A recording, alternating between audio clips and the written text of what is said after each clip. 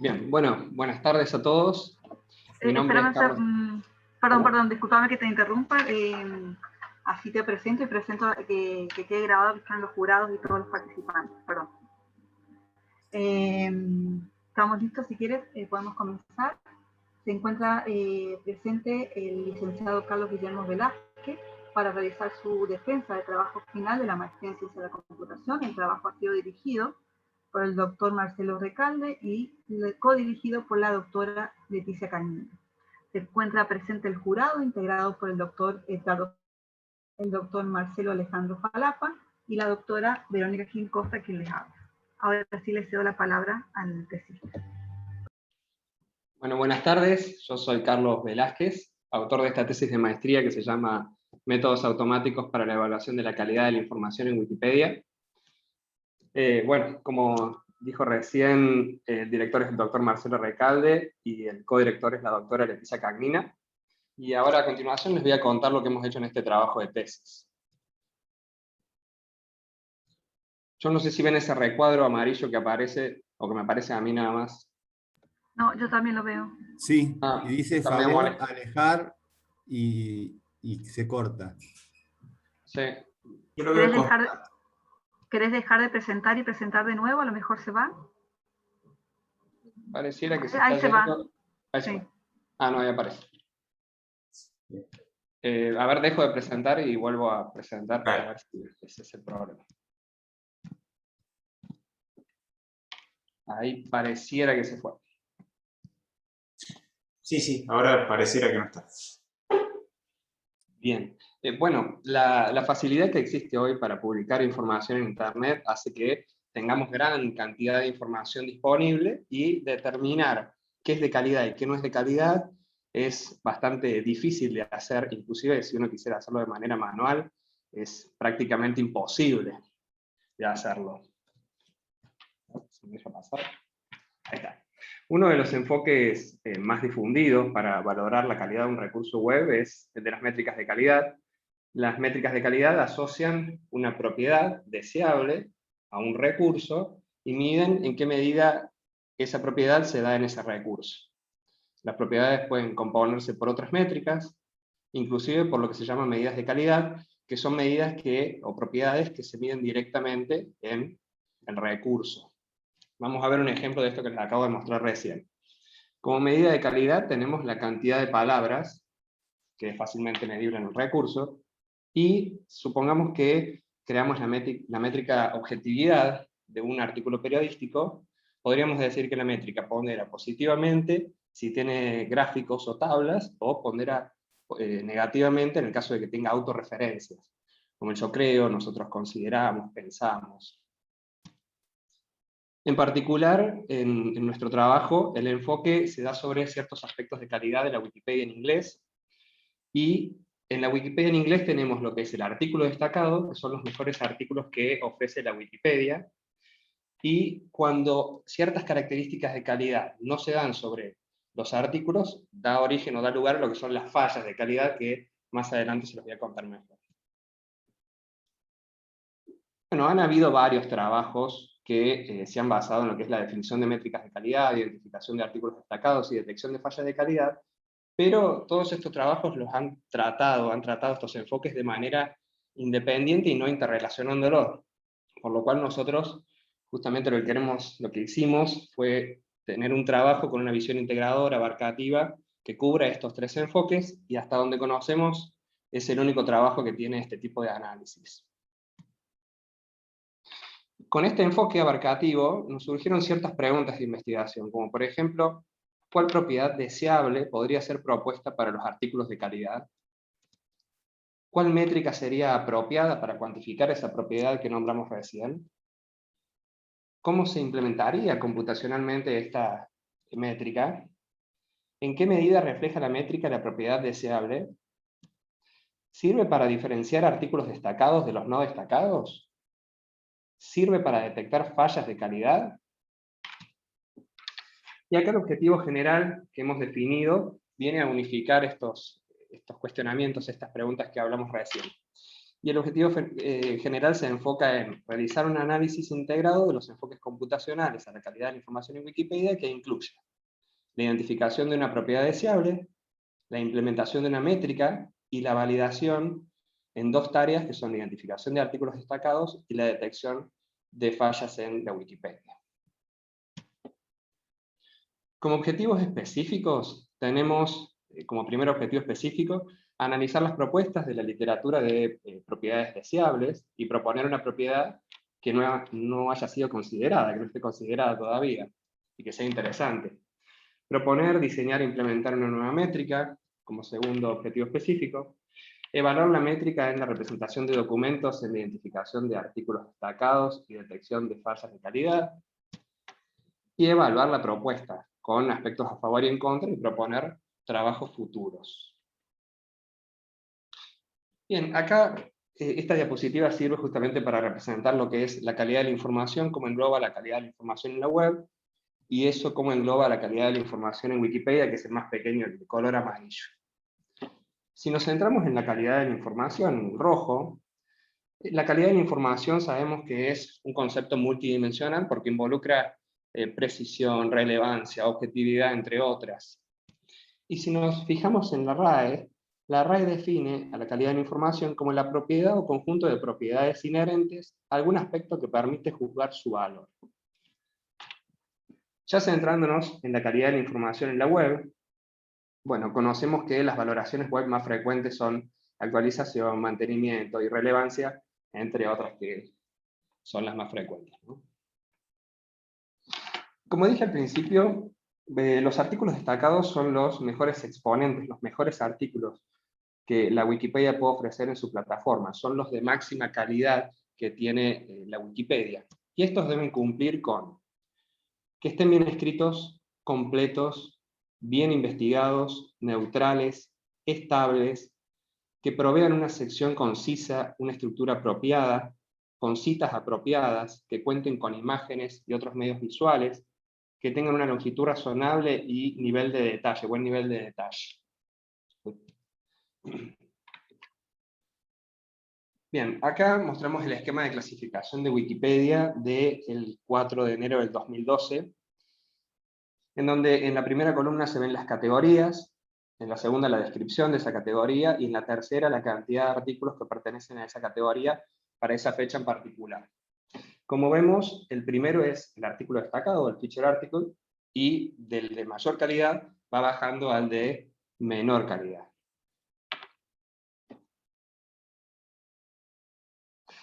Como políticas de calidad de contenido básico de la Wikipedia, tenemos 3 puntos importantes, que son el punto de vista neutral, que todo artículo debe estar escrito desde un punto de vista neutral, sin sesgos, y esto es importante porque incluye justamente todos los puntos de vista verificables, y no la exclusión de ellos.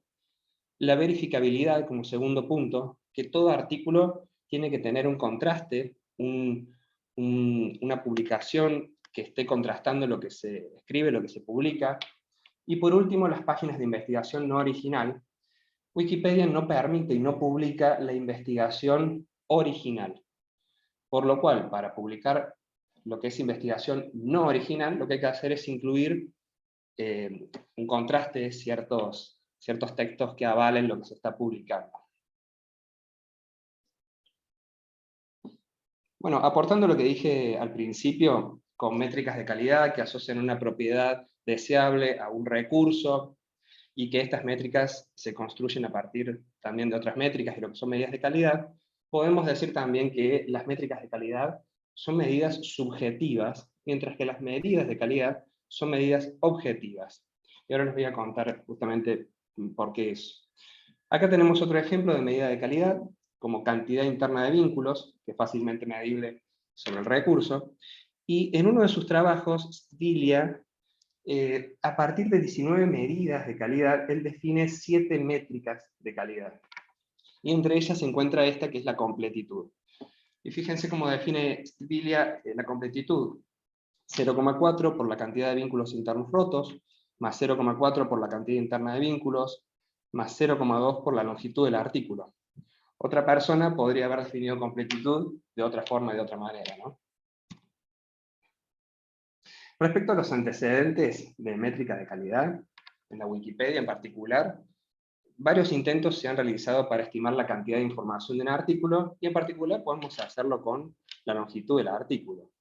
Sin embargo, hay algunos trabajos más elaborados, como es el caso de la densidad factual, en donde se toma la cantidad de hechos del artículo normalizado por la longitud del mismo.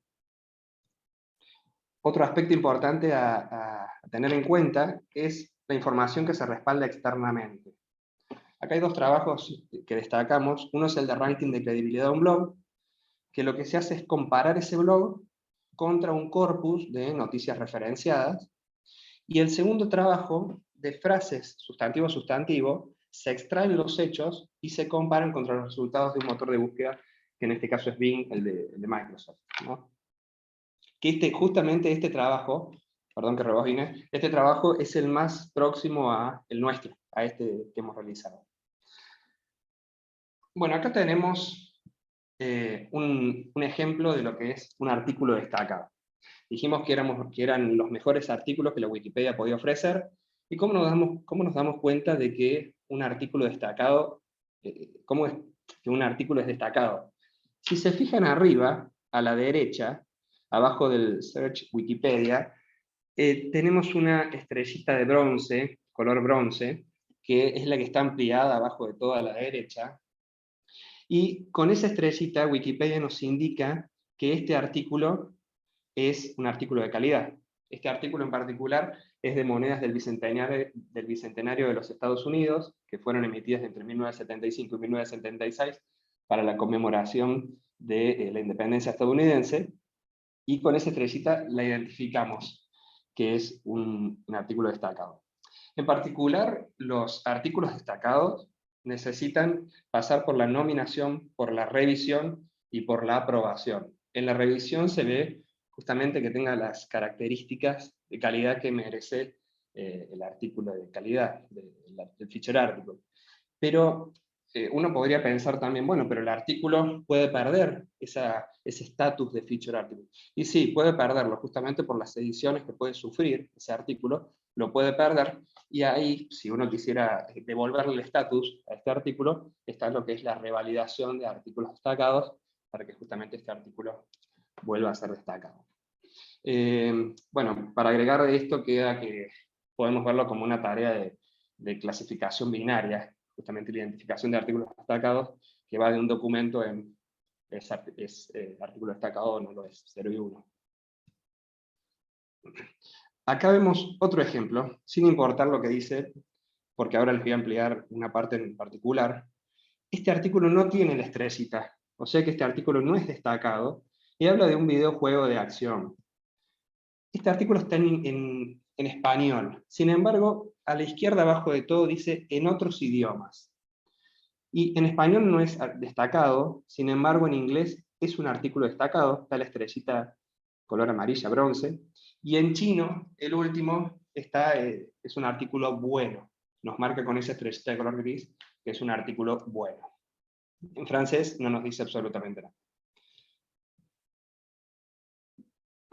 Bueno, respecto a los antecedentes de identificación de artículos destacados, lo podemos abordar desde el contenido de los metadatos. En particular, desde el contenido, se ha tratado de trabajar la identificación de artículos destacados por el lado de la cantidad de palabras, desde la distribución de trigramas de caracteres, y desde la cantidad de hechos y longitud de artículos, como es el caso de la densidad factual. Por otro lado, desde el lado de los metadatos, hay trabajos que afirman que, teniendo en cuenta el número de ediciones y el número de editores, a mayor cantidad de ediciones y mayor cantidad de editores, de mejor calidad es el artículo.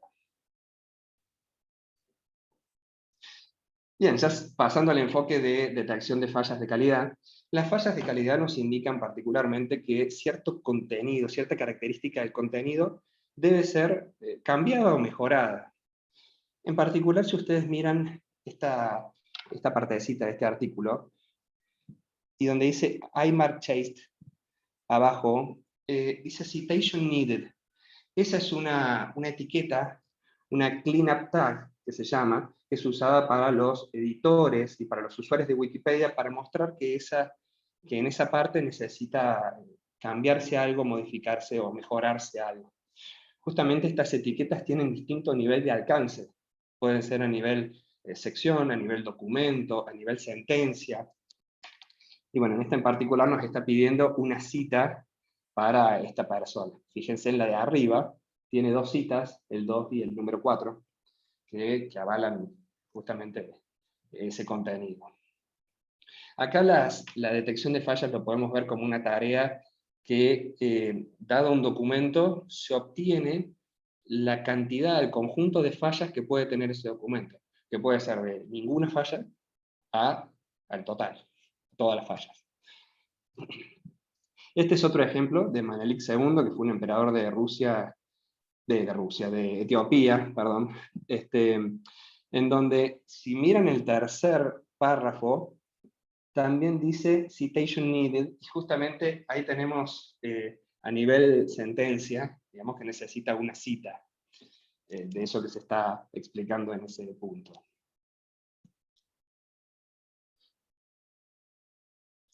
Bueno, los antecedentes en lo que es identificación de fallas, los trabajos más recientes se enfocan en ciertas fallas, como por ejemplo la primera que dice ref improve, que es mejorar las referencias del artículo, not footnotes, que son sin notas al pie de página, que sea notorio, significa que no cumple con las directrices de notoriedad, que no las cumpla significa que no tiene cobertura significativa el artículo, que no tiene, bueno, hay varias, ¿no? Varias sentencias, varias cosas dentro de lo que es notoriedad, que sean las fuentes secundarias, que sea lo bastante independiente el artículo como para ser un artículo único e independiente del resto de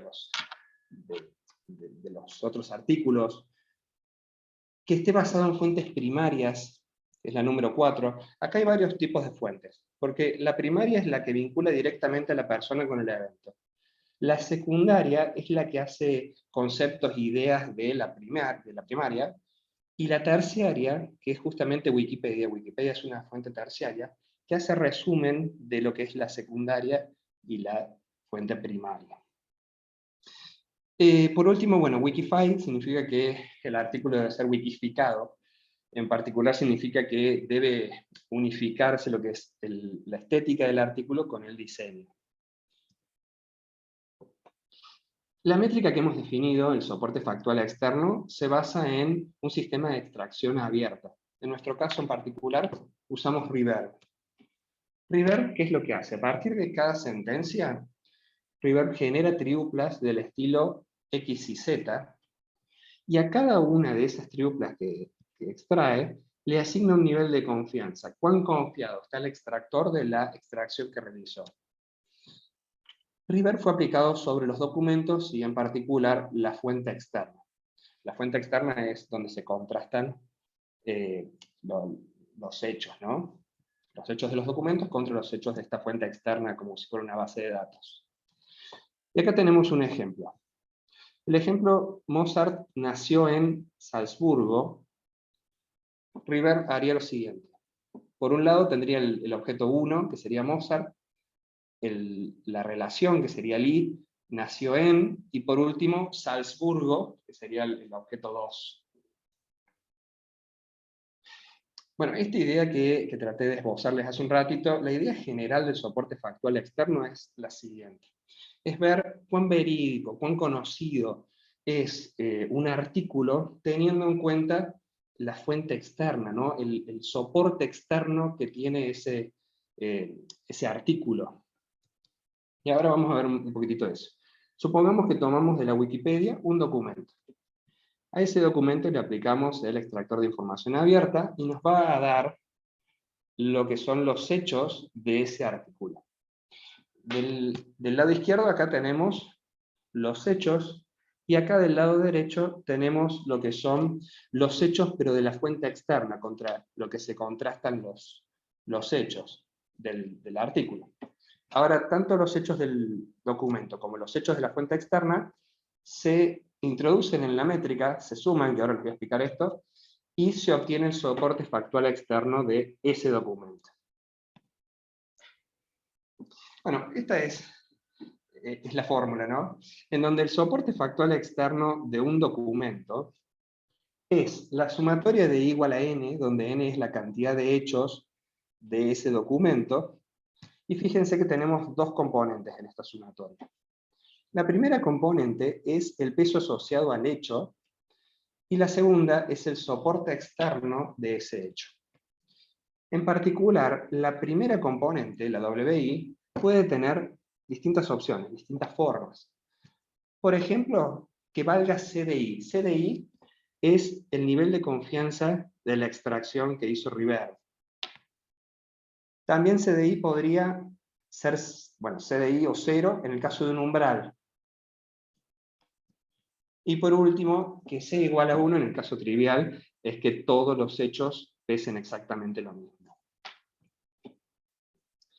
Para la segunda componente, para el soporte externo del hecho, tenemos, por un lado, el NDI, que es la cantidad de veces que el hecho del documento se encontró en la fuente externa.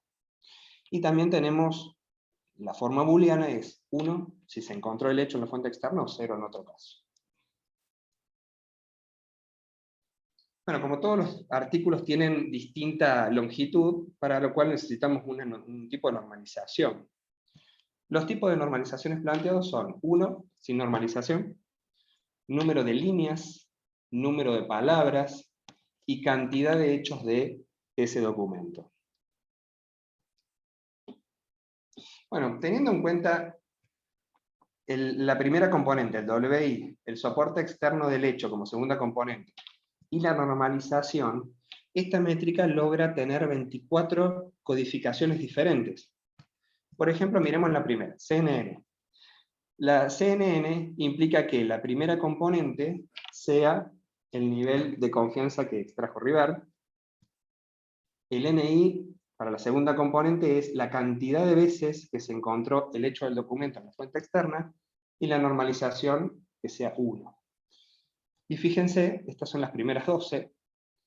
Acá les muestro las segundas 12, las 24 en total.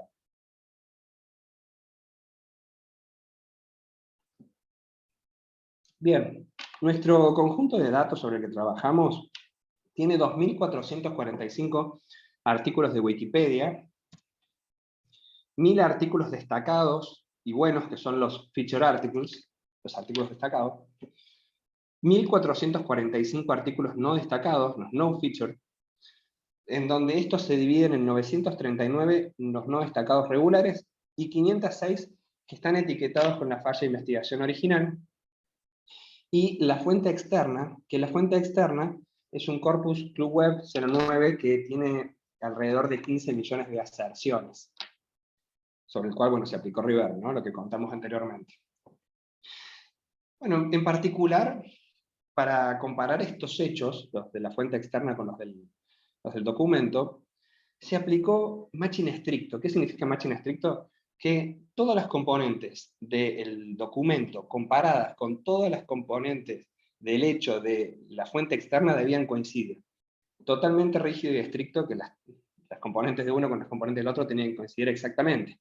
¿Qué produjo eso? Bueno, bajo recall, baja coincidencia. Produjo muy baja coincidencia, y si se fijan acá en esta tablita que les pusimos abajo, el DS es el dataset completo, que les mostré al principio, y el DS asterisco es el dataset reducido, que el dataset reducido es el conjunto de datos en donde el soporte externo dio distinto a 0. Fíjense que es bastante pobre el matching estricto. Sin embargo, acá ya en esta tabla podemos ver, en este caso, que los feature articles en el dataset reducido ya es mayor. Ya es muy mayor respecto a lo que son los no feature. Casi un poco más del doble, ¿no? Entonces, ¿qué sucedió? Como vimos que el matching estricto era, bueno, producía poco recall, se buscaron formas de matching más relajadas. En particular, se creó lo que es el matching local y el matching global. El matching local, que es el primero que vemos, es, fíjense que lo que hace es solapar componente a componente, dado este hecho que es de un documento y este hecho de la fuente externa. Cuando nos trata de comparar, solapa componente a componente. La primera componente del hecho del documento contra la primera componente del hecho de la fuente externa. Y a eso le aplica Jacquard, un coeficiente de similitud entre conjuntos, multiplicado por las segundas componentes, aplicado Jacquard, multiplicado por las terceras componentes. Y aún así, como no bastó la local, se creó el matching global, que el matching global ya es muchísimo más relajado, en donde se aplica Jacquard, pero se toma cada hecho como un único conjunto. Fíjense, acá tenemos ese I1, I2, I3, que son las del hecho del documento, mientras que estas son las del hecho de la fuente externa. Vamos a ver un ejemplo para no tener que ver tantas letras y números. Supongamos que tenemos el primer hecho que pertenece a un documento y el segundo que pertenece a la fuente externa, y queremos compararlos. En el matching global, lo que va a pasar es que en las primeras componentes, por ejemplo, Laura y Lorena, va a dar 0, en Limpia y Limpia va a dar 1, fíjense acá, y en la casa de Luciana y la terraza de Luciana va a dar 3/5, y la multiplicación va a terminar dando 0. Sin embargo, cuando aplicamos el matching global, acá nos termina dando 4/8, y el matching global nos termina dando cierta similitud entre estos hechos, la cual existe realmente. Bueno, esta tabla, leanla de derecha a izquierda, de arriba a abajo, donde el dataset completo es el que les mostré anteriormente, y estos son los resultados del matching estricto que habíamos dicho que había producido bajo recall. Fíjense, entre el matching estricto y el matching global, los que dieron soporte factual distinto a 0, cómo ha mejorado. Pasó de 346 a 960, de 153 a 890, de 75 a 78 a 500 y 300 y pico. El matching global justamente dio un salto, y más aún lo dio lo que fue el matching global, que fue casi perfecto, ya 999 de 1000, fue casi impecable, casi perfecto. Bien, acá lo que queremos mostrar son dos codificaciones, en particular CBN y VN, que son las que tuvieron mayor ganancia de información para lo que es el matching global. Del lado izquierdo tenemos los resultados de la métrica, y abajo las codificaciones. Y si ustedes miran el boxplot, vemos que la mediana de las cajas de feature article es muy superior a la mediana de los no feature. Y ustedes, bueno, como ven, la caja de feature article está bien por encima de la caja de no feature. O sea que los resultados que la métrica arrojó para feature article evidentemente son mejores que para los de no feature. Son bastante más consistentes para feature article que para no feature. Bien, el soporte factual externo puede ser usado también en la representación de los documentos, en particular en la identificación de artículos destacados y la detección de fallas de calidad. Y acá, bueno, vemos un ejemplito del etiquetador que etiqueta los documentos, training set, para la categorización supervisada, ¿no? Con la etiqueta correspondiente a ese documento. Luego se realiza la extracción de las características, que es la extracción de características para tener características más manejables, y luego esas características se usan en la representación de los documentos, generalmente, bueno, de forma tabular, en donde uno tiene los documentos como filas y como columnas los atributos, por features, y después el proceso inductivo toma esos documentos y crea lo que es el modelo, que es el clasificador en sí, que el clasificador justamente sirve para que los próximos documentos se clasifiquen en la clase correcta. Bien. Bueno, en este trabajo se usaron características estáticas y características dinámicas para la representación de los documentos. Fíjense, arriba tenemos como ejemplo dos documentos. Hola amigo, ¿cómo estás? Siempre estás amigo, mi amigo. Y si nos fijamos en la representación acá del estático, vamos a ver que tenemos una dimensionalidad fija, ya conocida. Por ejemplo, el número de palabras, longitud de la palabra más larga, longitud de la palabra promedio, verbos en pasado. Para cada documento tenemos el número que corresponde a cada columna. Sin embargo, en las dinámicas vamos a ver que la dimensionalidad depende del documento, del vocabulario del documento, por lo cual no lo conocemos de entrada, a priori. Y fíjense que acá tenemos, bueno, una representación de bolsa de palabras, ¿no? Por ejemplo, amigo, aparece 2 veces, que fíjense que está 2 veces amigo, y así con cada una de las palabras en cada uno de los documentos. Bien, el modelo espacio vectorial, como ven acá, bueno, corresponde a el enfoque de la bolsa de palabras, en donde los documentos son vistos como puntos en el espacio, y esa distancia espacial es vista como distancia semántica. ¿Qué significa eso? Bueno, puntos que estén separados son semánticamente distantes, y puntos que estén cerca son semánticamente similares. Como vemos acá, el doc1 y el doc2 son similares, mientras que el doc3 está alejado, ¿no?, de los otros dos. Bueno, esto es más que nada para comentarlo. El clasificador puede ser manual, ¿no?, en donde los documentos a clasificar son tomados por un etiquetador, y este los etiqueta en las clases que corresponden. O también podría ser basado en reglas, en donde un conjunto de expertos documenta, etiqueta esos documentos, y después un conjunto de ingenieros crea las reglas, y estas reglas son usadas para los nuevos documentos a clasificar, que, bueno, en base a estas reglas deberían clasificar en la clase correcta. Y por último, el proceso inductivo, que es el que les conté al principio. Nosotros usamos como clasificadores Naive-Bayes y máquina de vectores soporte, donde máquina de vectores soporte tiene 2 parámetros que fueron tuneados. El cost, el C, que es un factor de regularización o penalización, a mayor valor tiene el C, más estricto es SVM, y el gamma, que es un grado de flexibilidad al límite de decisión que se obtuvo. Para evaluar el clasificador necesitamos tener lo que es el conjunto de training y el conjunto de testing. Y en particular nosotros usamos validación cruzada con n pliegues, en donde los datos completos son divididos en partes iguales, y en donde una de esas partes es la que le corresponde a la prueba.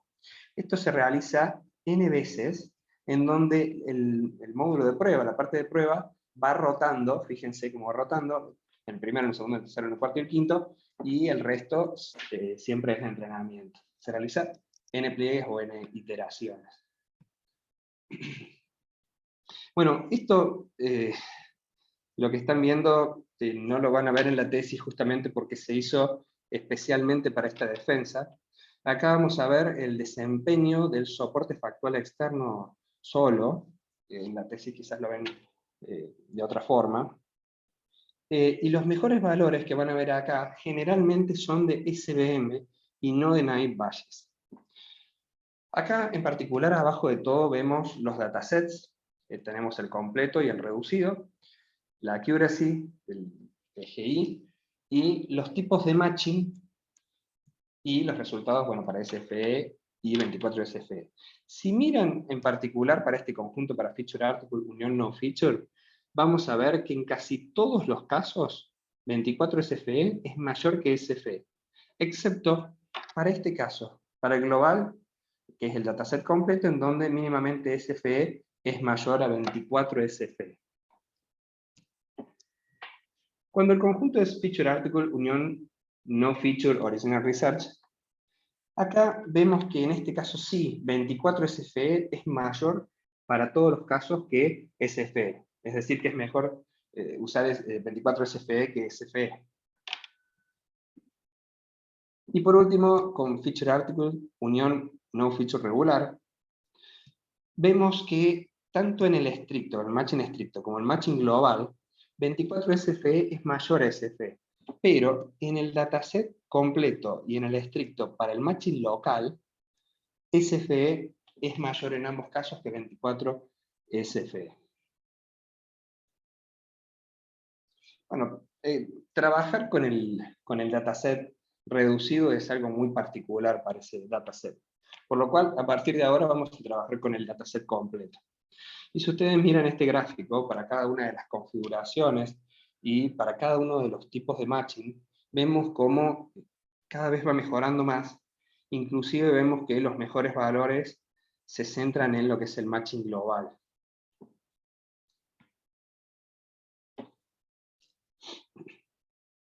Bueno, respecto al dataset completo, a las características estáticas, en el matching global, vemos esta tabla que los primeros resultados para cada configuración corresponden a Naive Bayes, el clasificador Naive Bayes, y los segundos datos con los parámetros de cost y gamma corresponden a SVM. En particular, para Feature Article Unión No Feature, el mejor resultado se da para Naive Bayes para SFE, con 89.13. Bueno, acá lo que podemos ver en esta primera configuración, inclusive para el resto de las configuraciones, es que combinar 24 SFE con otra métrica va a dar siempre un mayor valor que Factual Density y Word Count de manera individual. Fíjense que estos valores terminan siempre siendo mayores que los de abajo, los de Word Count y Factual Density. Bueno, para la segunda y tercera configuración, los mejores valores fueron obtenidos con SVM, con 24 SFE y Factual Density y Word Count. Acá con características estáticas, vemos los mejores valores. Fíjense abajo de todo, tenemos en rojo los valores más altos, y acá vemos con qué tipo de matching se aplicó y con qué clasificador se obtuvo ese valor.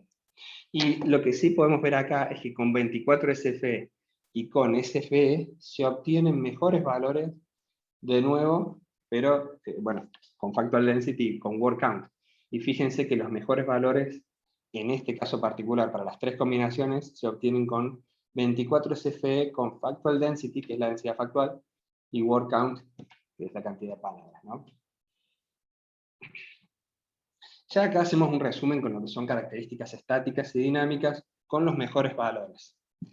Bueno, acá volvemos a ver los máximos valores abajo de todo, pero fíjense que en esta primera configuración, en esta primera columna, las características dinámicas obtuvieron mejores valores que las características estáticas. En particular, fíjense que acá obtuvimos 92.43, pero los valores de SFE no están tan distantes del máximo valor de las características dinámicas. Si nos vamos a la tercera configuración, pasa exactamente lo mismo, nada más que acá sí hay un poquito más de distancia entre el mejor valor y el mejor de las características estáticas. Bueno, y por último, hablemos de esta columna, de esta configuración, la segunda, que justamente cuando la clase negativa es Original Research, en este caso particular, las características estáticas andan mejor que las características dinámicas. Y en este caso, vale aclarar que cuando se incluye el soporte factual externo en la clase negativa SOR, las características estáticas a la hora de la identificación de un artículo destacado capturan ciertas características que las dinámicas no.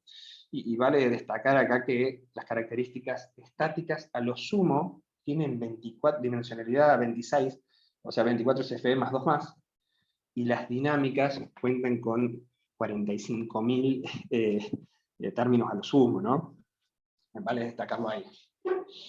Bueno, en resumen, respecto a la identificación de artículos destacados, bueno, acá tenemos de este lado las estáticas y de este lado las dinámicas.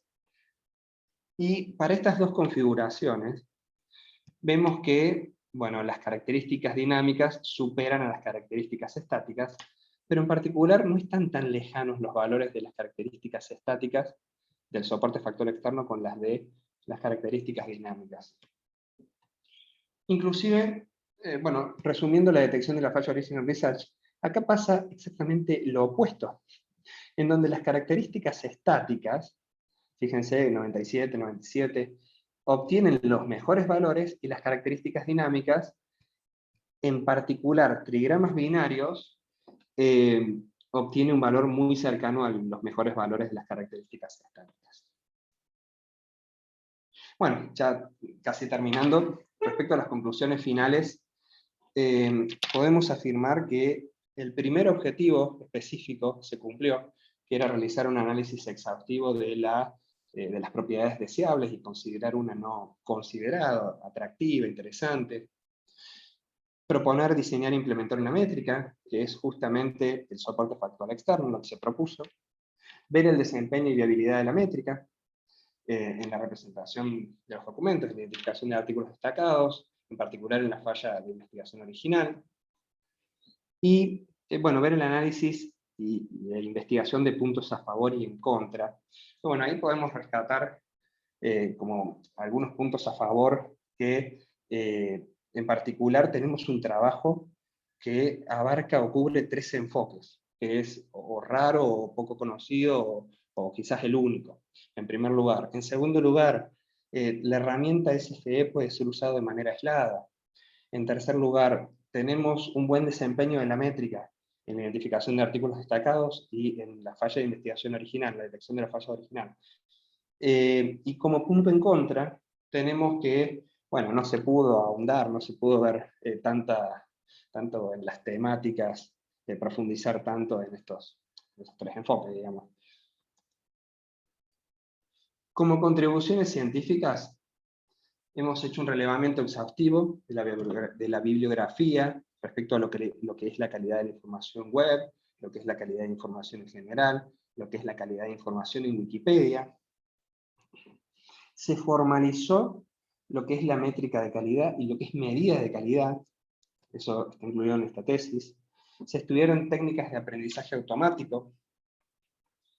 Se entregan las colecciones y la fuente externa, tanto procesadas como sin procesar, los documentos de trigramas y los documentos que tienen los hechos. Y obviamente se entrega el código fuente del soporte factual externo. Bien, respecto al trabajo realizado en las contribuciones científicas, todos los trabajos que se realizaron en esta tesis forman parte de un trabajo de investigación más general, que está subvencionado por la Unión Europea, que es, bueno, evaluación de la calidad de la información, iniciativa de evaluación de la calidad de la información en la web, se llama, y que nos permitió interactuar con gente especializada en este tema. En particular, los 2 primeros trabajos se plantearon ideas de lo que íbamos a hacer, ¿no? Y ya a partir del tercero, ya se buscó los tipos de matching más relajados, el global y el local, porque ya se había visto más o menos a esa altura que no funcionaba muy bien el matching estricto. Luego, en el cuarto trabajo, fíjense que ese trabajo fue publicado en la CPLN, en la Sociedad Española de Procesamiento del Lenguaje Natural, en donde, bueno, ahí se publicó la métrica, las 24 codificaciones que les conté al principio, la asociación del peso con el hecho, el soporte externo del hecho, todas las partes, la normalización. Y casualmente se vio la viabilidad del soporte factual externo, se midió con Naib Bayes y con SBM, y justamente los resultados de ese análisis se tiene en formato de reporte técnico, que va a ser enviado a evaluación, esperemos. Y bueno, como último trabajo, si bien no forma parte del hilo de lo que veníamos hablando, sirvió para lo que es aprendizaje automático, ¿no? Para meterse en las temáticas de aprendizaje automático. Bueno, como última diapositiva, los trabajos futuros, tenemos varios, entre los cuales tenemos mecanismos de matching más semánticos, justamente para las relaciones de hiperonimia, meronimia, hiponimia, sinonimia, para enriquecer el vocabulario, justamente, estas relaciones que nos pueden favorecer a la hora de aplicar el matching. Tener una fuente externa mejorada. Esto es importante porque tener una fuente con más cantidad de hechos actualizada puede obviamente mejorar el trabajo. Extender lo que es la identificación de artículos destacados a el escenario de multiclase. Ya este escenario en donde, ya en vez de decir si es destacado o no, se va a ver si es un good article, un clase C, un clase A, un feature article. Aplicar SFE a otro tipo de fallas. Usar soporte externo en lo que es la Wikipedia en español y compararlo con el soporte externo de lo que se hizo con la Wikipedia en inglés. Bueno, después tenemos aplicar nuevos enfoques de aprendizaje de representación, como Representation Learning, o algoritmos de aprendizaje. En vez de haber usado Naive Bayes y SVM, podríamos haber usado otro. Y combinar, por último, SFE con otras métricas, más allá de, bueno, Factual Density o Word Count, o unificarlas, bueno, otra métrica que no conocemos hasta la fecha. Y por último, trabajar con SFE, con lo que es el aprendizaje no supervisado, que, bueno, justamente tiene que ver con el tema del clustering, ¿no? Bueno, muchas gracias por escucharme. Bueno, muchas gracias, Carlos. A continuación, comenzamos con la ronda de preguntas y comentarios del jurado. Comenzamos con el doctor Edgardo Ferretti. Bueno, disculpen, a ver. ¿Me escuchan bien? Sí, perfecto. Bueno, primeramente, Carlos, felicitarte. La presentación ha sido muy buena, ha sido acorde a lo que es el manuscrito de tu tesis, ha sido muy clara, en un tiempo acorde, es un trabajo experimental muy rico, por lo cual creo que en los 40 minutos que te tocó exponer, los has utilizado muy bien. Realmente, cuando te escuchaba exponer, de alguna manera se notaba el protagonismo que has tenido en la tarea realizada. Preguntas, realmente tengo una o dos muy puntuales porque estoy familiarizado con el tema y además ha sido muy claro y el informe está muy bien redactado. En el trabajo futuro, vos comentabas que algo que se podía considerar era tener una fuente externa mejorada. En realidad mi pregunta tenía que ver con que cuando vos comentaste lo de la fuente externa que era CluWeb, quería saber cuán dificultoso fue encontrar una fuente externa que te permitiera contrastar los hechos que vos obtenías con esas fuentes, y se probaron otras. Realmente quizás está en el informe y en este momento he perdido el índice, así que bueno, esa sería la primera pregunta. Bien, en realidad cuando partió este proyecto, que fue hace unos años atrás, inclusive voy a remontar a Edgardo una pregunta que vos hiciste en el informe, se usaron las colecciones en donde se calcularon el factual density, por lo cual en ese momento también se estaba trabajando con una fuente externa conocida como era la de CluWeb 09. Por lo cual mantuvimos tanto la colección como la fuente externa a partir de ese momento del proyecto.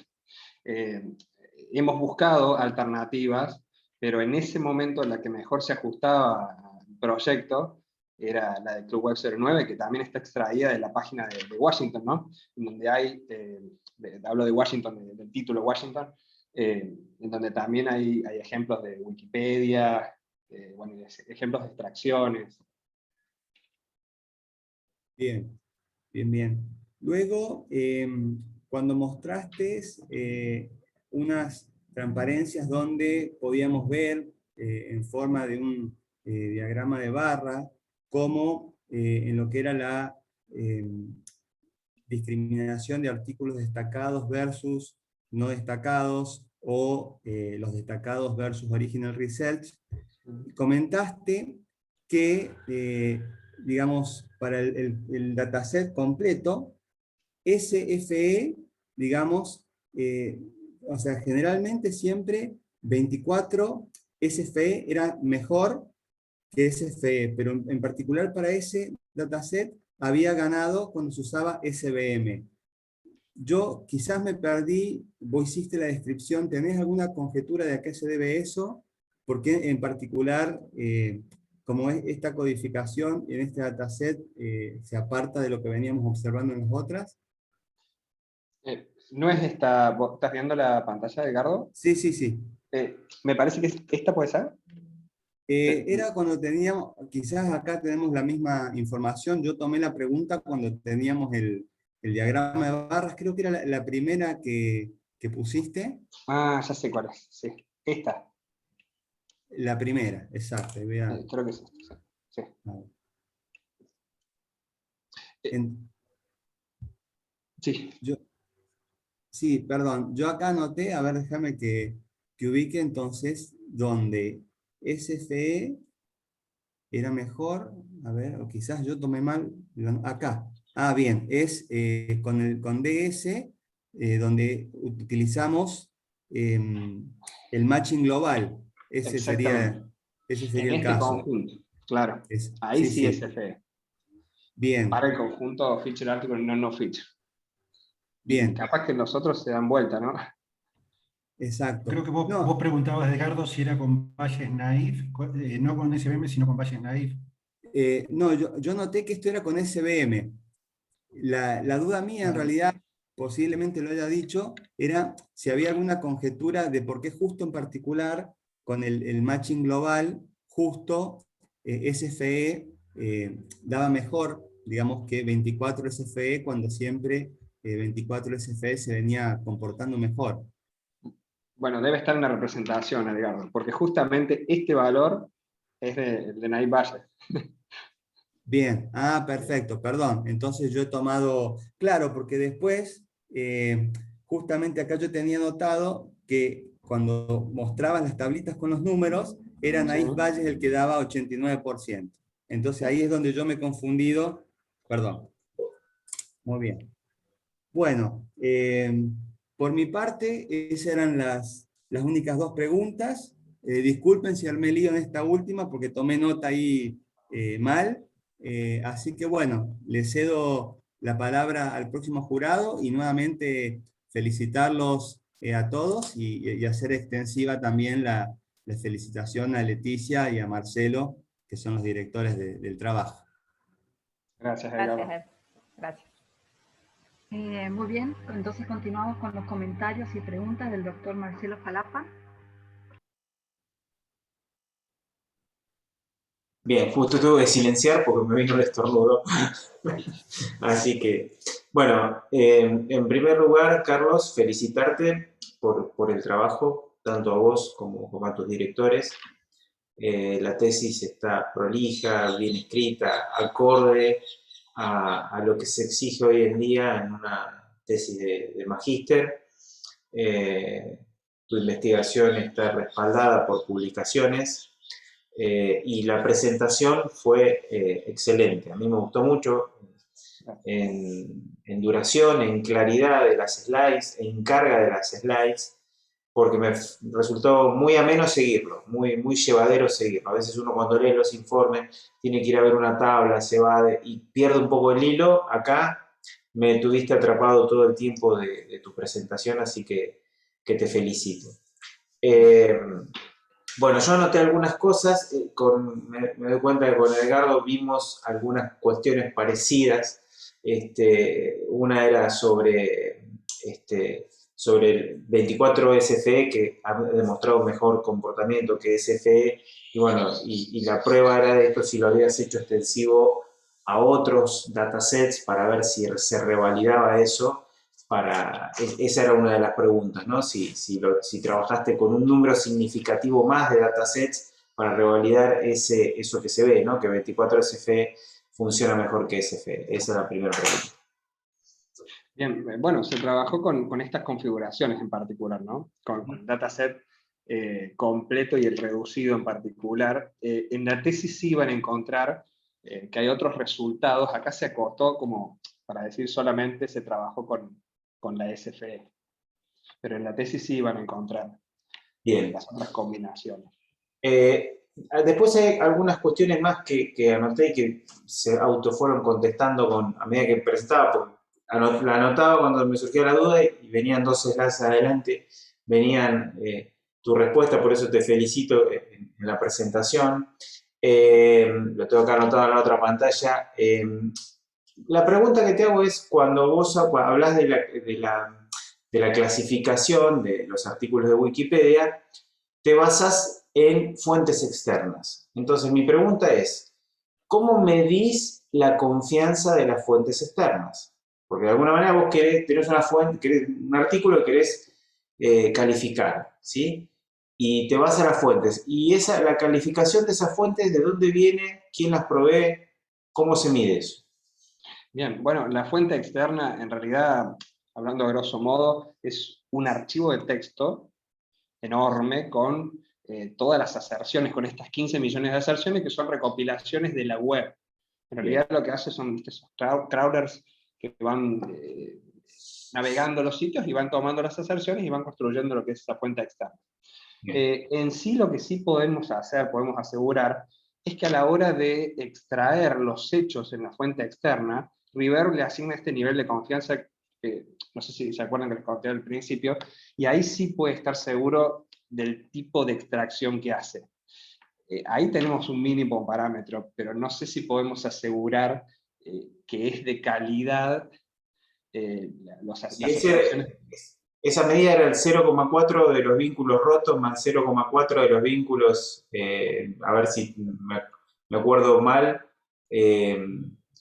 más 0,2 por algo. Es este de acá. Ahí, me faltan dos. Ahí está. Este. Yo no sé si ustedes ven mi pantalla. Sí. En realidad, el nivel de confianza es el valor que le asigna la extracción. River, ¿qué hace? Agarra la frase, lo extrae y dice, bueno, estoy casi seguro de que esta extracción es buena o es mala. Y ahí le asigna un nivel de confianza, pero sobre la extracción, no sobre el contenido en sí del hecho. En realidad lo que se hace es una recopilación y el soporte externo es quien en realidad te va a decir, bueno, esto es verídico, conocido, verdadero. Sí. Y te hago una pregunta, otra pregunta, ¿no? Ya está bien, me respondiste la anterior.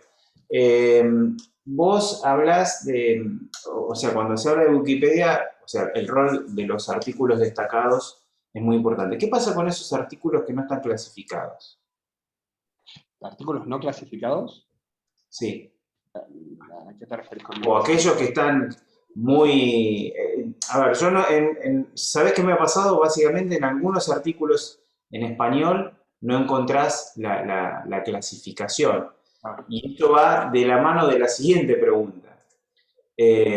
Vos trabajaste con un repositorio de Wikipedia en inglés. ¿Has medido esto? ¿Qué impacto tiene? Bueno, te estoy pidiendo mucho trabajo, ¿no? En Wikipedia en castellano, porque vos pusiste en el trabajo futuro, ahí marcaste, ¿no? Claro, sí, sí. Para esto, porque la realidad es que uno cuando va a Wikipedia, me pasa mucho con mi hijo, yo tengo un hijo en edad entrando en la adolescencia y va mucho a buscar a Wikipedia. Entonces yo siempre le digo, hijo, anda al repositorio, le explico de inglés que muchas veces está mayormente, es más extenso, es mucho más colaborativo, si bien la población de habla hispana es muy grande, hay mucha más gente escribiendo artículos en inglés de Wikipedia que en español y podés tener, a ver, yo confío más en el original. Generalmente se da eso, ¿no? De que el inglés es más completo que el castellano, en general, ¿no? Entonces, la pregunta era si pudiste probar esto en repositorios en español. No, en realidad es un trabajo futuro. No se ha probado en español. Y contestándote a la primera pregunta que me planteaste, nosotros trabajamos con un conjunto etiquetado. Claro. No hubo algo no clasificado, digamos, que no sabíamos. A ver, no hay nada en esas condiciones. Claro. No, yo pensando en que por ahí esto podría proveer una herramienta para etiquetar a aquellos no etiquetados. Y por último, en un momento, en una transparencia, hablabas del rol de los ingenieros de conocimiento que generaban reglas. La pregunta que te quería hacer era curiosidad técnica. Era un gráfico. Ahí está. No, el otro. No, había otro. A ver, es ese. Estos ingenieros de conocimiento que generan esas reglas, ¿qué lenguaje utilizan para esas reglas? Es una pregunta. ¿Y esas reglas son actualizables? Porque puede pasar que generen reglas que con el tiempo descubren que son imprecisas y deban modificarlas. Entonces, esto va un poco de la mano de mi área de expertise, que es sobre sistemas basados en conocimiento, manejar la dinámica. Por eso te pregunto, ¿qué lenguaje de representación se usa en ese conjunto de N reglas y cómo tratan la dinámica de esas reglas? Bien, la verdad que desconozco el lenguaje en el cual se implementa, pero no creo que sea un lenguaje tan lejano a los que conocemos nosotros. Sin embargo, teniendo en cuenta lo que es basado en reglas, es altamente difícil de actualizar, justamente por esto que vos contabas, ¿no? Es difícil el mantenimiento de lo que es basado en reglas. Tenés que volver a armar reglas. A ver, yo me imagino un lenguaje del tipo CLIPS, que son derivados de OPS5, que fueron los sistemas basados en reglas más comúnmente utilizados, hasta del advenimiento de paradigma de programación en lógica. Bueno, ahí tenés mecanismos de disparo de reglas y qué pasa cuando hay conflictos entre reglas. Por esto te preguntaba, es ajeno a tu trabajo, si en la experimentación habías llegado a meterte en esa parte, no es que no me estás respondiendo a la pregunta, sino que era curiosidad de qué lenguaje utilizaba y cómo es que eso era manejado, sobre todo la dinámica, porque es un problema muy, muy complejo de resolver y existen metodologías en el área de lo que es dinámica de conocimiento, bueno, para saber si habías llegado a ver algo de eso, pero es ajeno a tu trabajo. Bien, Un solo comentario. Sí, no, para aclararte eso, Marcelo. Bien. Sí, con respecto al tema de los... no sé si puedo participar, pero es como para que quede clara lo de la pregunta. Sí, sí. Porque en realidad nosotros, claro, en este enfoque es basado en aprendizaje. No se está pensando acá, digamos, con el tema de reglas de que sean sistemas de representación complejos, sino que son reglas manuales que intentan captar ciertos patrones que son fácilmente detectables. Quizás, por ejemplo, esto lo pueda responder Edgardo, para lo cual para ciertas fallas, por ejemplo, era más práctico definir como reglas ad hoc, donde era fácil identificar el patrón, por ejemplo, de la falla. ¿Está bien? Entonces, era prácticamente decir que si se adaptan a una expresión regular, digamos, uno podía clasificar ese artículo con una determinada falla. En general se lo ve a esto, lo de los enfoques basados en reglas, como enfoques manuales en los cuales, en lugar de obtener esas reglas mediante el aprendizaje automático, son como ciertos casos bastante triviales donde vos podrías identificar fácilmente, digamos, cuál es el problema y programarlo, pero básicamente los lenguajes que se usan son los mismos lenguajes que se usan dentro del sistema clasificador más general, digamos, no es... puede ser, está bien, no es que sean lenguajes específicos de representación basados en reglas o cosas por el estilo, sino que son como soluciones ad hoc para determinado tipo de situaciones que son directamente detectables a partir de esas reglas básicas, digamos, que no hace falta tener un sistema de aprendizaje. Yo creo, Edgardo, que cuando se participó en la detección de fallas de calidad, había alguna de las fallas que se detectaban de esa forma, ¿no es cierto? Efectivamente, que intentamos detectar de esa forma porque no nos anduvo muy bien, pero en este caso sí, cuando Carlos hizo su presentación, él comentaba que la parte de aprendizaje se había abordado mayormente para 5 fallas de calidad.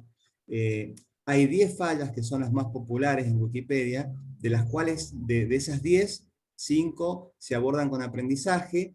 Hay otras 2, una de ellas que es Original Research, que es la que trabajó Carlos, que si bien se abordaba con aprendizaje, hasta donde yo conozco, no existían características específicas que estuvieran diseñadas para esta falla, sino que simplemente se usaban modelos muy genéricos y donde quizás andaba bien la clasificación porque el clasificador encontraba algún patrón por tópico o por una combinación exótica de todas las features que estaban disponibles.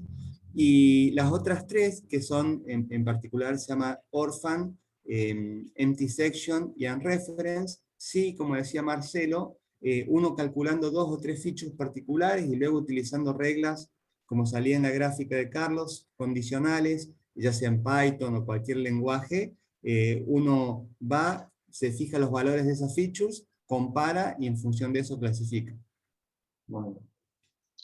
Bien, y una última pregunta, más de curioso que ya no es tan técnica. Viendo tus publicaciones y la más notoria, la del 2017, nada, ¿cómo es que no defendiste antes tu tesis? Porque ya tenías el respaldo de publicaciones.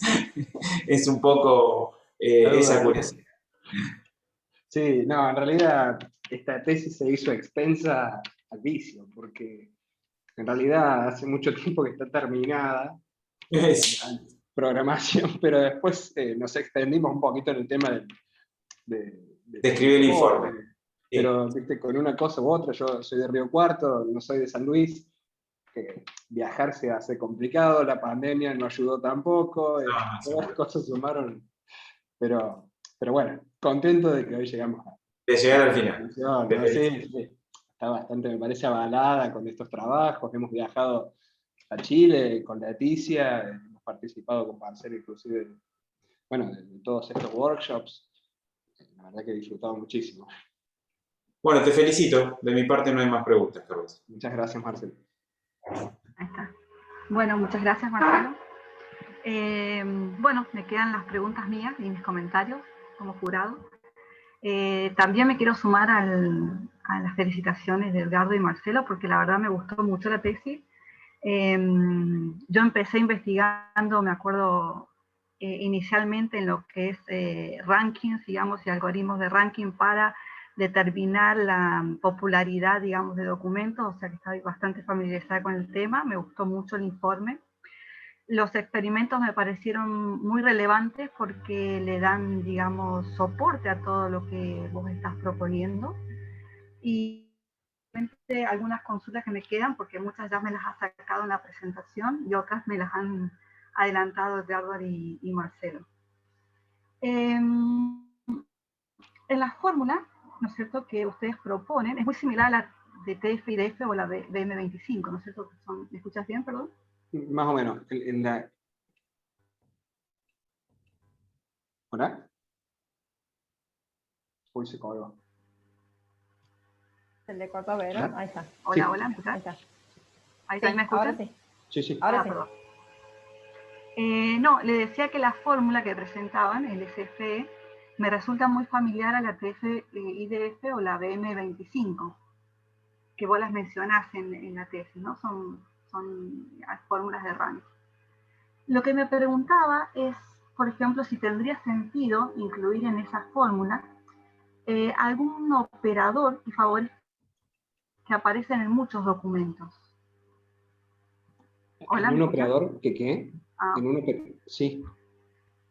Algún operador en la fórmula que permita favorecer a hechos que aparecen en muchos documentos. Bien. ¿Como cuál, por ejemplo? Por ejemplo, un logaritmo de la frecuencia del hecho sobre la cantidad de hechos totales. Por ejemplo, ese tipo de fórmulas te permiten, digamos, favorecer uno sobre otro. No sé si tendría sentido para este tipo de problemática o no. ¿Cómo lo ves? Sí, yo, bueno, estoy pensando justamente en una de las extensiones o trabajos futuros que era combinar esta métrica con otras, implica justamente, ¿no? Combinarla como unificarla o combinarla como había dicho al principio, unirla con un factor density, un word count o una cosa como la que me estás contando vos. Yo creo que probarla tiene sentido, ¿no? Todo lo que sea mejorarlo, en realidad acá es una cuestión de prueba, más que nada, de prueba y error, a ver si mejora o empeora. Bien. Que yo creo que podría mejorar. Ajá. Porque otro enfoque, por ejemplo, que cuando leía tu tesis me acordaba, es utilizar un enfoque similar, por ejemplo, a lo de PageRank. No sé si ustedes lo han visto. En este tipo de aplicaciones donde importa la calidad más que la relevancia o la popularidad del documento, por ejemplo, el hecho de tener los links que apuntan, por ejemplo, de un documento relevante apunta a otro documento, ¿lo haría relevante? ¿Ese tipo de formulación sería válida, por ejemplo, acá? ¿Sería válida? En este tipo de estudios. Sí, te escuché lo del ranking, no sé si después se corta, pero lo del ranking me parece que justamente lo que preguntaba Marcelo hace un rato, esto de que cómo uno verifica la calidad de la fuente externa también, creo que tendría sentido en crear un estilo de ranking, ¿no? De poder priorizar cierto hecho por otro, o también en el mismo documento, ¿no? Después tengo una pregunta un poquito más técnica. Ustedes cuando definen, no sé si me escuchas bien porque... Sí, me acerco al parlante simplemente porque te escucho lejos, pero te escucho bien, nada más que lejos. Bien. Cuando ustedes proponen la fórmula y utilizan, digamos, el peso, el WSI, utilizan un umbral, que es 0.8. Sí. Ese, exactamente. ¿Cómo llegaron a ese valor de umbral? ¿Cómo lo definen? Bien, en realidad el 0.8 acá es un ejemplo, pero en realidad se usó 0.3 y 0.4 como umbral, y eso lo extrajimos de la bibliografía. Ajá. De que habían umbrales, por ejemplo, estos dos, ¿no? En el 0.3 y el 0.4, en donde podían mejorar los valores y efectivamente con ese umbral descartó cosas sin sentido a cosas con sentido, en realidad, en el matching, ¿no? Bien. Pero digamos, si vos tuvieras que extender esto, si puede tener una tesis doctoral o algo más, tendrías que hacer un barrido completo de esos valores, ¿o no? ¿Un barrido completo? De los valores posibles para Sí, el umbral. sí, yo creo que sí, inclusive, bueno, de probar la SFE en todo, ¿no? En todos los tipos de matching, en todos los tipos de dataset. Sí, habría que probarlo en todo. Si fuera una tesis doctoral, creo que sí. Y otra pregunta que tenía era sobre la colección de documentos. ¿Cómo seleccionaron esa fuente de documentos con la que trabajan, esos 2.445 artículos de Wikipedia? ¿Fue aleatorio? ¿Son sobre un tópico, alguna categoría? No, en realidad, cuando se inicia esta tesis, bueno, se heredan esta colección sobre la cual ya se había calculado word count y factual density. Entonces, como nosotros queríamos calcular la nueva métrica comparada contra estas métricas de word count y factual density, se heredaron y justamente esta colección ya estaba etiquetada. Ya sabíamos que estaba etiquetada, por lo cual, bueno, nos fue útil. Lo que sí se agregó externo fue esta fuente externa que no pertenece a esa colección, sino que fue extraída de otra web. ¿Pero hay algún tópico, es de un tópico en particular? ¿Está categorizada? ¿O son documentos de cualquier tópico? Esa es la pregunta. Yo creo que son mezclados los tópicos. Creo que eran, no sé, Edgardo, creo que son de tópicos mezclados, sí. Pero era una colección negra. Ajá. Por ejemplo, trabajás con tópicos específicos, ahí los valores de la métrica que se están dando pueden cambiar, digamos, ¿no? Porque se supone que vos vas a encontrar más hechos similares a con los que estás trabajando en ese tópico. Exactamente. Inclusive con una fuente externa particular, ¿no? Exacto. Sí, tal cual. Capaz que mejora muchísimo.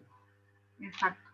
Y otra curiosidad que tenía es si en los experimentos que vos habías hecho, habías detectado si la longitud de los hechos afectaban a tu métrica, a tu evaluación. Sí, ¿la longitud de los hechos o del artículo? No, de los hechos. No, en realidad la longitud de los hechos no nos ha afectado en absolutamente nada. Porque, mira, por ejemplo, este hecho. A nivel computacional decís, porque a nivel costo computacional fue terrible, eso sí. Claro, con colecciones grandes y con una fuente externa que pesaba casi 4 gigas, fue complicadísimo. Usamos ahí del LIDIC una máquina que era rápida, inclusive ahí se complicó todavía. Pero no a nivel... Desde el punto de vista de calidad, no. ¿Cómo? Desde el punto de vista de calidad, ¿no? ¿A qué te refieres? O sea, a la calidad de los resultados. No al rendimiento, sino a la calidad de los resultados que obtuviste. No, en realidad desde que se incluyó el matching global, eso mejoró muchísimo, pero no hubo, un problema particular respecto a la calidad en relación a los hechos largos. No tuvimos un problema respecto a eso. Bien. No hubo ninguna cosa que afectara. Perfecto. Y bueno, la última pregunta, o sea, esto es por curiosidad también, es Por ejemplo, ¿cuáles crees vos que son las limitaciones que has presentado? Y, por supuesto, ¿cuáles son tus expectativas de continuar en la investigación y con este trabajo? Bien, las limitaciones de este trabajo, Sí.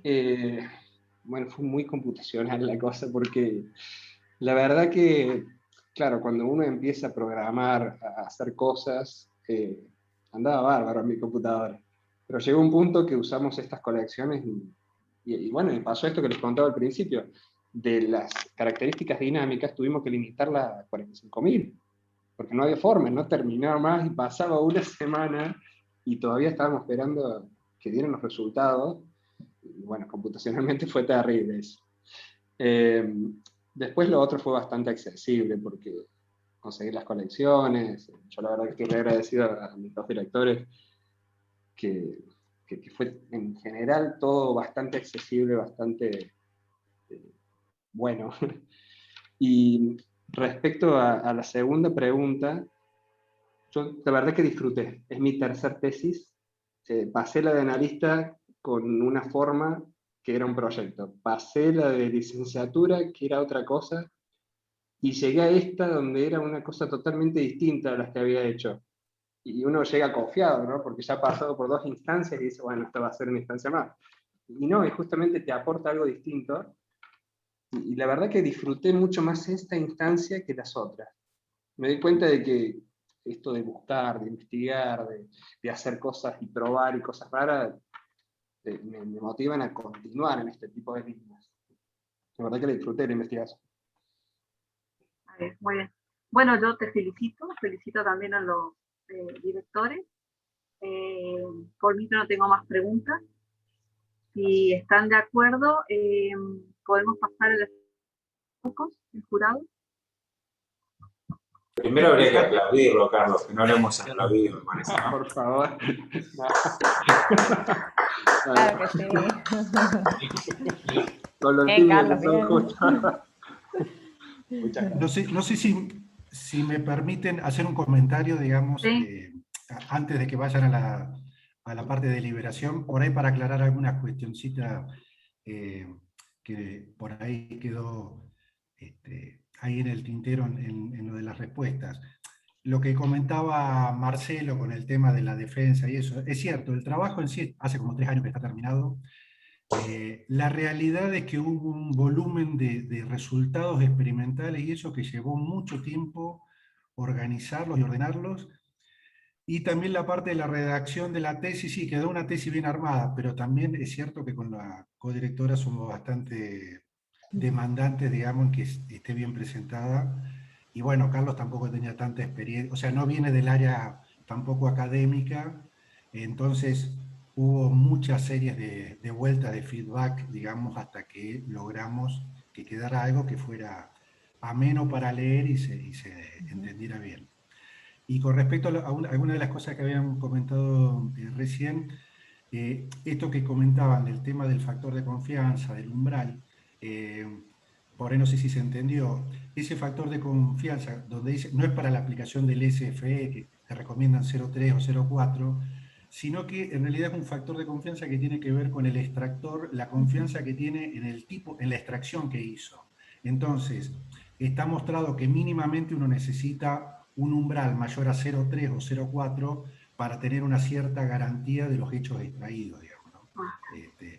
No es que tenga que ver con el SFE en sí, sino que tiene que ver con el extractor.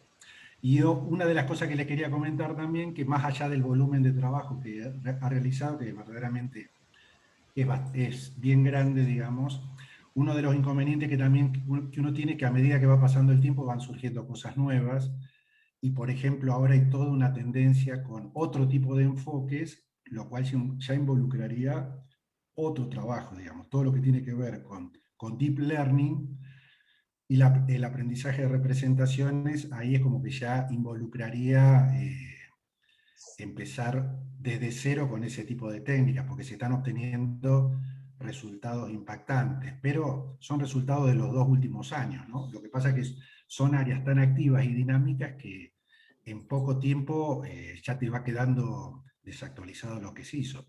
Pero en sí el análisis, yo también, bueno, lo quiero felicitar a a Carlos por el trabajo, porque hubo mucho trabajo y es cierto, todo lo que tuvo que ver con la parte experimental fue un trabajo bastante arduo que de hecho se tuvo que correr en las máquinas del LIDIC y eso porque era muy, muy pesado, digamos. Pero bueno, de mi parte nada más, digamos. No, y otra cosa que les quería comentar, que en algún momento preguntaste, Marcelo, con el tema de la confiabilidad de la fuente y eso, y bueno, ese es un tema que todavía no está tan resuelto, digamos. O sea, Bien. cuando, cuando uno, cuando uno considera que una fuente es confiable, digamos. Es como, ni Google lo tiene tan resuelto, porque por ahí, hasta cuando muestra, ahora hay toda una legislación que tiene que ver con los resultados que te pone Google, que por ahí te pone de ciertos periódicos que se supone que te ponen cosas que son totalmente verídicas, y uno sabe que hay veces que no es así. Es más, uno lee el título y no tiene nada que ver con el contenido. Eh, a mí, digamos, es como que el tema de la confiabilidad de la fuente es todo un tema, porque siempre hay algún sesgo, digamos, que se puede tener en cuanto a esa información, digamos, ¿no? Pero bueno. Bueno, de mi parte, nada más, no sé, Leti, si querías comentar algo. Sí, quiero, aunque sea meter un bocado antes que Un se vaya bocadillo. el jurado. Así no quedo en silencio. No, bueno, de mi parte también. Felicitaciones, Carlos. Ya está. Gracias a todos. Lograste los 40 minutos deseados. Sí, fueron 40, yo me parece que... A 42, creo. ¿Sí? Oh, Sí, pensé que lo había sido torturamos peor. para que fueran Unos 40. 20 minutos y terminé. Valió la pena la tortura, ¿viste? Pero lo lograste. No, No, obvio, bueno. todo vale la pena. No, lindo trabajo. La verdad que, bueno, estamos también muy contentos, así como vos lo disfrutaste, nosotros también, así que estamos muy contentos y sobre todo cuando escuchamos que a la gente le gusta y que le parece interesante lo que hiciste, así que, bueno, mis Tal felicitaciones cual. también, de parte mía. Igual. Bueno, muchas gracias, Leti. Gracias, Marcelo. Gracias a De todos. nada, no de nada. Y a seguir disfrutando en un doctorado. Ah, Claro, el siguiente paso, después de un descansito, el siguiente paso, ¿o no? sí, sí, Marcelo, la primera vez que lo conocí, ya me invitó primero a hacer la maestría y después el doctorado. Claro, ahí vemos. No, no. Sí, tal cual. Cierto. Tal cual. Sí, Paso a paso, día a día. Claro, sí. diría mostaza. Mostaza, frase mostaza. No la dije porque no sé si muchos van a decir quién es mostaza, digo, pero bueno, el paso Lo a que paso. pasa es que los hinchas de Racing lo conocemos. Claro, sí. Bueno, Bueno, Bueno, Muy bien. les va a Yo no llegar sé ahora si- una... No, no, todavía no termina, ¿eh? no, pero digo, Quedamos nosotros online. nos quedamos conectados, Vero, Sí, o quedamos se sea, quedan ahí, ustedes ahora sesionan ajá, dale. nos vamos a otra sala y ustedes se quedan acá. No, no se Bueno. vayan, por favor. Ok, nos quedamos. Ok. Ahí. A ver si les llega.